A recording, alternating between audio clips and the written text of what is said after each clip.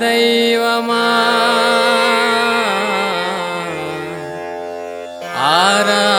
ఆరాధనకు యోగ్యుడా.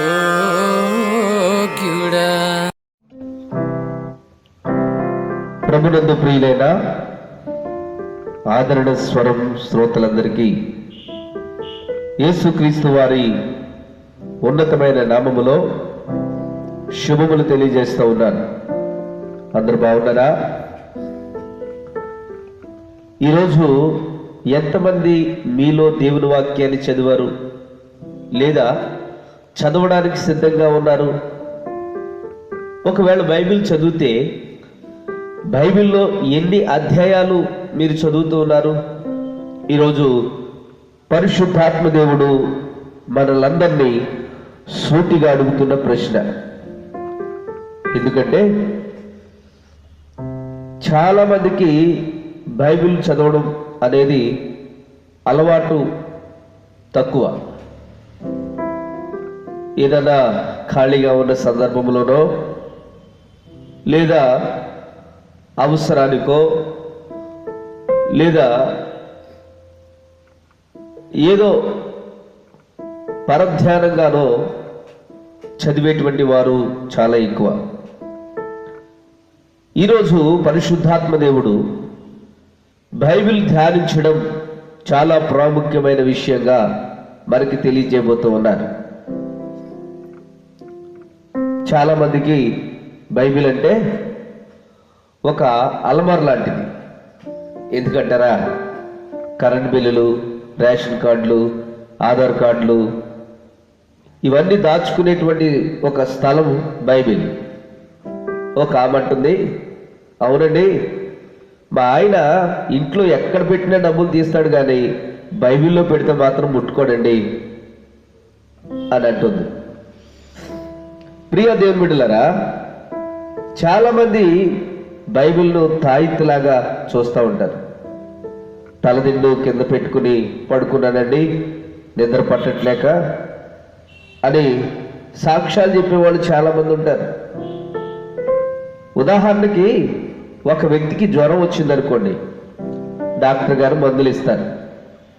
ఆ వ్యక్తికి మందులు మింగడం అంటే చాలా భయం.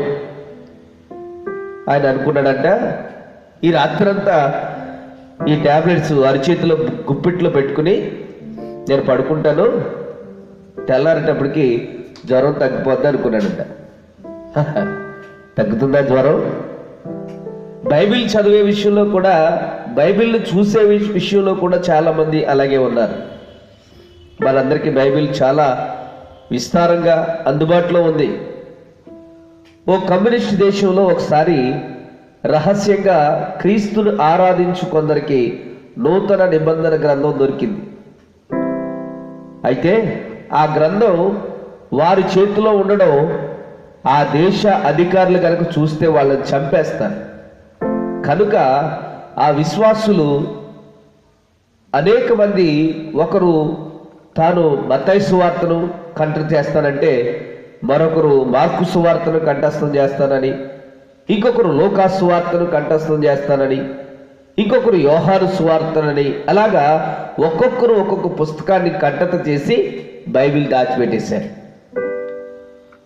వారి చేతుల్లో బైబిల్ లేదు, అయినప్పటికీ వారే బైబిల్గా దేవుని వాక్యాన్ని జీవింపజేస్తూ ఉన్నారు. దేవుని నామానికి మహిమ కలుగునుగాక. ప్రియ సహోదరులారా, కనీసం బైబిల్ కూడా లేకున్నా,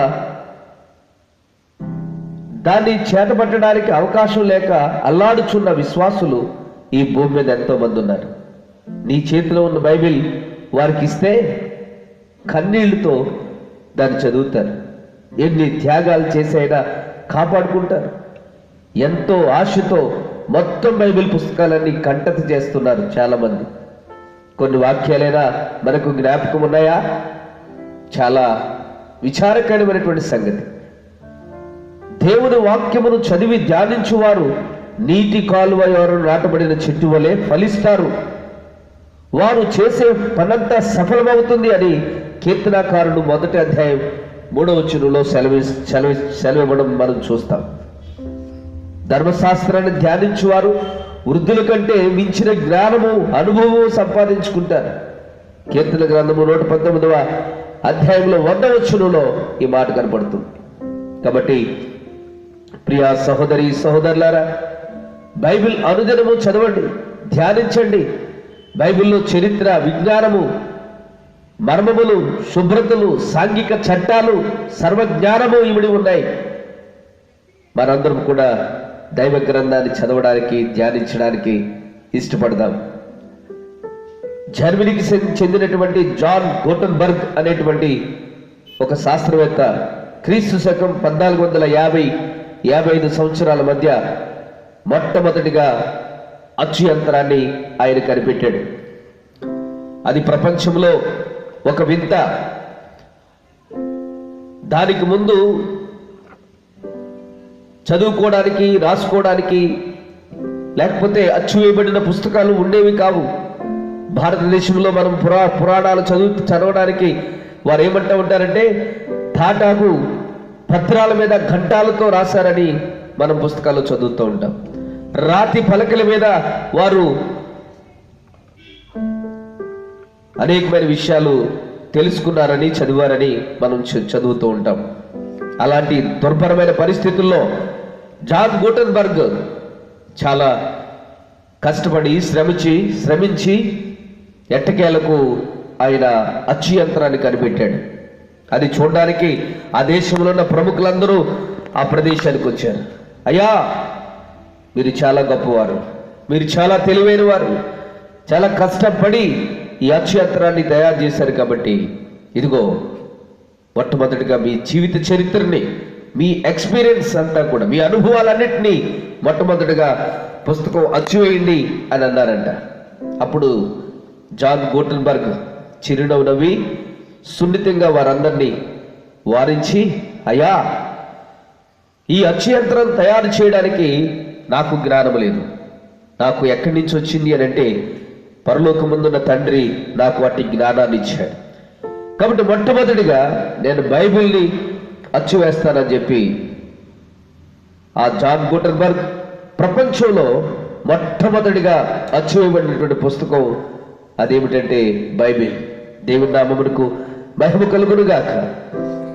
అయితే అది ఆ రోజుల్లో చాలా ఖరీదైంది. ఇప్పుడైతే బైబిల్ చాలా తక్కువ ధరకే మనందరికీ దొరుకుతూ ఉంది. బైబిల్ సొంతం చేసుకోవడం గొప్ప సంగతి కాదు, కానీ బైబిల్ను చదవడం, దానిని దివారాత్రములు ధ్యానించడం అనేది చాలా గొప్ప సంగతి.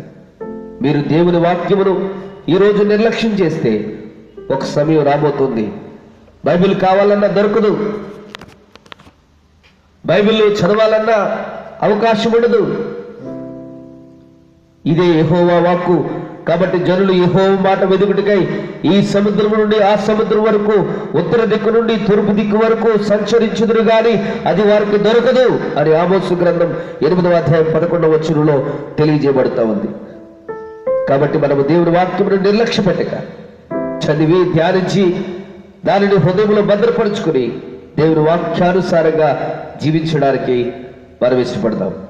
సమయము సమీపించింది కనుక ఈ ప్రవచన వాక్యములు చదువువాడును వాటిని విని ఇందులో వ్రాయబడిన సంగతులు గైకొని వారును ధన్యులు అని ప్రకటన గ్రంథం 1వ అధ్యాయం 3వ వచనంలో తెలియచేయబడుతుంది. కాబట్టి ఈ రోజు నుంచి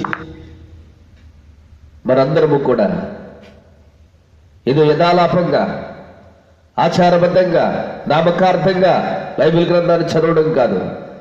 ఈ రోజు నుంచి శుద్ధ హృదయముతో, జ్ఞాన హృదయముతో, దేవుని యందు భయభక్తులు కలిగి ఆయన వాక్యాన్ని ధ్యానిద్దాం, వాక్యపు సత్యాలను నేర్చుకుందాం.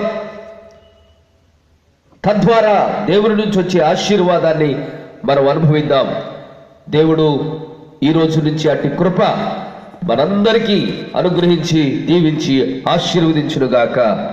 ఆమేన్. ఇట్లు మీ ప్రియ సహోదరుడు ఆనంద్.